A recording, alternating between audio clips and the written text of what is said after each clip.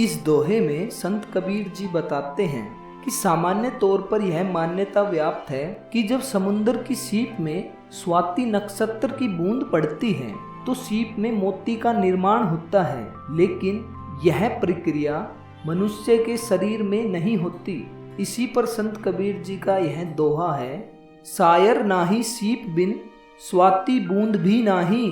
कबीर मोती नीप जे सुन्नी सिसर गडमाही। इस दोहे का शब्दार्थ है, सायर नाही सीप बिन मतलब सागर नहीं, सीप भी नहीं, स्वाति बूंद भी नहीं मतलब स्वाति बूंद भी नहीं है, कबीर मोती नीप जे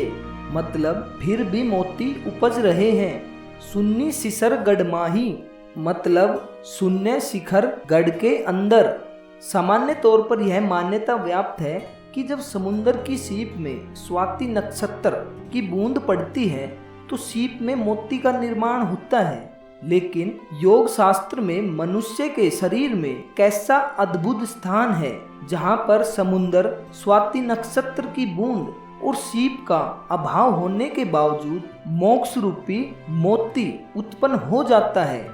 शाब्दिक अर्थ में सागर, सीप और स्वाति की बूंद ये सभी सांसारिक वस्तुएं हैं, लेकिन शून्य शिखर गढ़ में कबीरदास जी ने निर्गुण ब्रह्म के दर्शन किए हैं जो कि सभी सांसारिक वस्तुओं से परे हैं। इस संदेश में संत कबीरदास जी ने यह दिखाया है कि ज्ञान, ध्यान और आत्म साधना के माध्यम से साधक निर्गुण ब्रह्म का अनुभव कर सकता है और सांसारिक बंधनों से मुक्त हो सकता है। इससे यह संदेश मिलता है कि साधक को सांसारिक बंधनों से मुक्त होकर आत्मज्ञान और आत्म समर्पण के मार्ग में प्रगति करने की आवश्यकता है।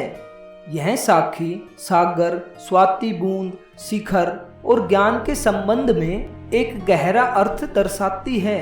शून्य शिखर गढ़ में ब्रह्म रूपी मोती की उत्पत्ति और ज्ञान की प्राप्ति बताई जा रही है जो साधना और ज्ञान के माध्यम से संभव होता है। इसी पर संत कबीरदास जी ने कहा है, सायर नाही सीप बिन स्वाति बूंद भी नाही, कबीर मोती नीप जे सुन्नी सिसर गडमाही।